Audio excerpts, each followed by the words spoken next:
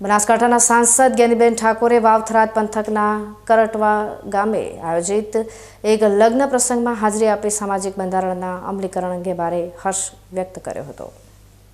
બનાસકાંઠાના લોકપ્રિય સાંસદ જ્ઞાનીબેન ઠાકોર આજે વાવથરાદ પંથકની મુલાકાતે હતા, જ્યાં કરંટવા ગામે યોજાયેલા એક સામાજિક લગ્ન પ્રસંગમાં તેમણે વિશેષ હાજરી આપી હતી। આ પ્રસંગે જ્ઞાનીબેને સમાજ દ્વારા સ્વીકારવામાં આવેલા નવા સામાજિક બંધારણને સફળતા અંગે ખુશી વ્યક્ત કરી હતી। તેમણે જણાવ્યું હતું કે બંધારણના કડક અમલને કારણે આજે સમાજમાં હકારાત્મક પરિવર્તનો સ્પષ્ટ જોવા મળી રહ્યા છે। ખાસ કરીને લગ્ન પ્રસંગોમાં થતા બિનજરૂરી ખર્ચમાં ઘટાડો થયો છે અને દારૂ જેવી સામાજિક બદીઓ દૂર થવાથી સમાજમાં એક નવી જાગૃતિ આવી છે। જ્ઞાનીબેને વધુમાં જણાવ્યું કે હવે લગ્ન પ્રસંગોમાં દારૂની ગંધ આવતી નથી અને ડીજે પરના પ્રતિબંધને કારણે અસામાજિક તત્વો પર પણ મોટી હદ સુધી લગામ લાગી છે, જેના કારણે બહેન દીકરીઓની સુરક્ષામાં વધારો થયો છે અને પરિવારોમાં શાંતિપૂર્ણ વાતાવરણ સર્જાયું છે। આ પ્રસંગે તેમણે સમાજની મહિલાઓનો ખાસ આભાર માન્યો હતો અને કહ્યું હતું કે આ બંધારણને સ્વીકારવામાં અને તેને જાળવી રાખવામાં મહિલાઓએ પાયાની ભૂમિકા ભજવી છે। સામાજિક રીતરિવાજોમાં આવેલા સુધારાને કારણે ગરીબ અને મધ્યમ વર્ગના પરિવારો આર્થિક દેવામાંથી પણ બચી રહ્યા છે। કરંટવા ગામના આ પ્રસંગમાં મોટી સંખ્યામાં હાજર રહેલી મહિલાઓને સંબોધતા જ્ઞાનીબેને શિક્ષણ અને સામાજિક એકતા પર પણ ભાર મૂક્યો હતો।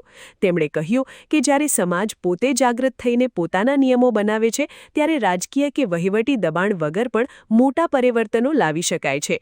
જ્ઞાનીબેન ઠાકોરની આ હળવી શૈલીમાં અપાયેલી સ્પીચ અને તેમનો હકારાત્મક અભિગમ ગ્રામજનોએ ખૂબ જ વધાવ્યો હતો।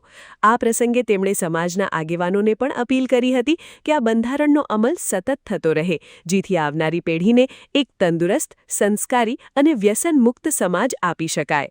કરંટવા ગામના આંગણે યોજાયેલા આ પ્રસંગમાં જ્ઞાનીબેનની હાજરી અને તેમના શબ્દોએ સમગ્ર પંથકમાં ચર્ચા જગાવી છે। કંઈ કરવું પડતું હતું, પણ બધા બુદ્ધિજીવીઓએ સમાજે બધે સાથે મળીને આ સમાજનું બંધારણ ખૂબ સારું કર્યું છે। આપણે કર્યું એટલે બીજા સમાજોએ 7-8 સમાજોએ કર્યું અને એના કારણે વાતાવરણ પણ પૂરેપૂરું મળ્યું। અહીંયા એમને પાલન કર્યું ને આપણે પાલન કર્યું, એટલે જ્યાં શહેર સંબંધી હોય ત્યાં બધા આવું આપણું જે બંધારણ છે હચવી રહે એવું બધું જ્યાં તમારે બધાએ કહેવાનું પડતું હોય, કોઈકને આગેવાનોએ 2-5 જણ કહેવું પડતું હોય તો કહેજો। અને આ બંધારણ બાબતમાં ગામ લેવલે અને તાલુકામાં છૂટ આપેલી છે કે લગીર પણ કોઈ બંધારણનું ઉલ્લંઘન કરે, એનો ભંગ કરે તો એને દંડ લેવાનો જ છે અને એને જે પ્રમાણે ઠપકો આલવાનો હોય એ ફરજિયાત આપવાનો જ છે એનાથી।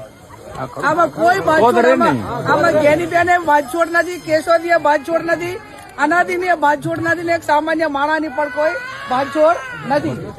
એટલે મહેરબાની કરીને કોઈ આજે સમાજે બંધારણ કર્યું છે એનો ચાહે ભંગ ના કરે, એના માટે પૂરેપૂરી ખબર રાખજો।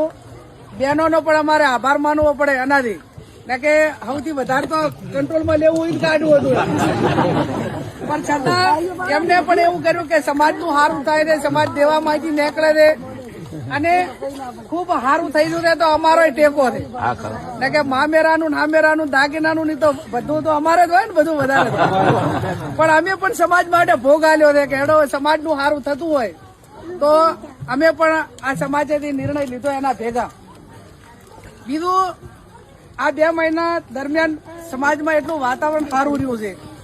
આ ટાણે તમે જુઓ ને તો આ માંડવાનો બેહવાનો પ્રસંગ હોય કે રાવણાનો હોય કે અત્યારે વ્યવહારનો, તો આ ચાય દારૂની ગંધ નથી આવતી।